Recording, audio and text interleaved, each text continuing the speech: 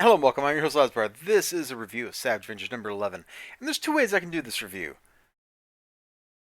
The first way is, okay, hold on, let's get the initial part here. We're looking at the cover. There be some smooching. There is definitely some smooching on this cover. There's no smooching in the book, so don't worry about that. Don't worry about that. This is the art of misdirection.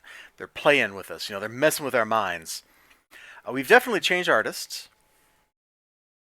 Got Butch, and I don't know if it's pronounced Goose or Juice or what, but somebody's out there like angrily typing a comment right now. You can't get his name wrong. I apologize. I don't know how to pronounce his name. I've heard it pronounced, and I just don't remember it. But Lecture's looking pretty good, man. I really like the art in this issue. There's some stuff I don't like. The stuff that's set in the present, I mostly don't like.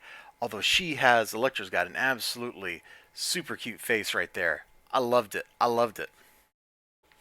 So now, let's step back. There are two ways I can do this review. You're going to get both of them, because they're both going to be quick.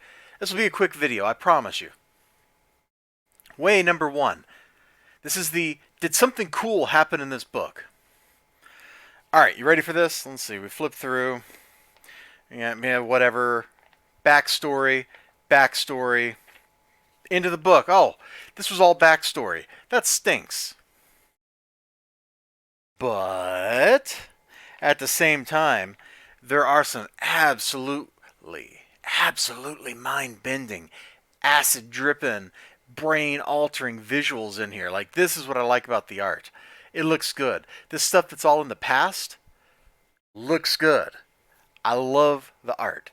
So while there's like nothing really major here, because this is literally, after the little bit of framing story, it all becomes Kulan Gath's backstory, and nothing really happens because it's the past.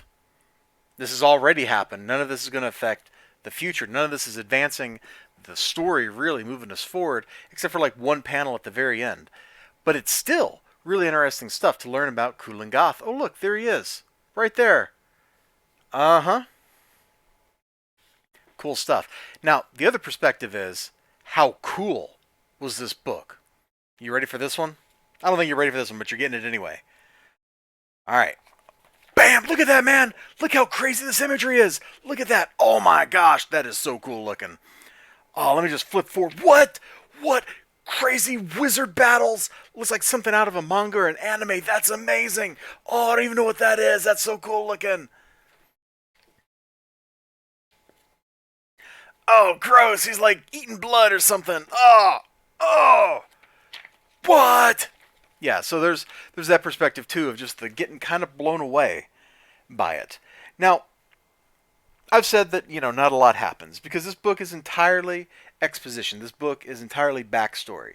There's nothing here that really moves us forward except for like the very last page of the book after Doctor Strange returns from the past and then he has like an idea.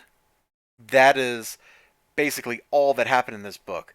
You could have condensed this book down to like one page of comics, and it would have been just as good, maybe even better. However, that extensive backstory was all really fun to read. It was really fun to look at. All the art that's set in the past, I think, is just kind of startlingly well rendered. It looks cool. Absolutely looks cool. So those are the two ways I kind of look at this book. I liked it, and I didn't like it at the same time. There's it looks cool. I enjoyed the backstory, but man, you really could have made this a lot shorter than it was, especially the preamble stuff of like her and Elektra talking. Nobody cares. That's like 6 pages that you could have condensed down to like 2 panels. I was about to pick up one of the like True Believer comics from this past week, and then I realized I didn't really like reading any of them. So that wouldn't be a good example because I'd be like, oh, this True Believer comic is so good, and then it would be like, no, wait, I lied. But the storytelling here is kind of pointlessly decompressed. Now, maybe this isn't like a trade paperback or something. This is that moment in the story where you get to take a breath. But in a monthly comic, that is super unsatisfying. And this is so unlike the other Savage Avengers issues that it makes this particular issue hard to recommend. I think you can kind of skip this issue, actually. Like, there's nothing here that requires you to have really read issue 10.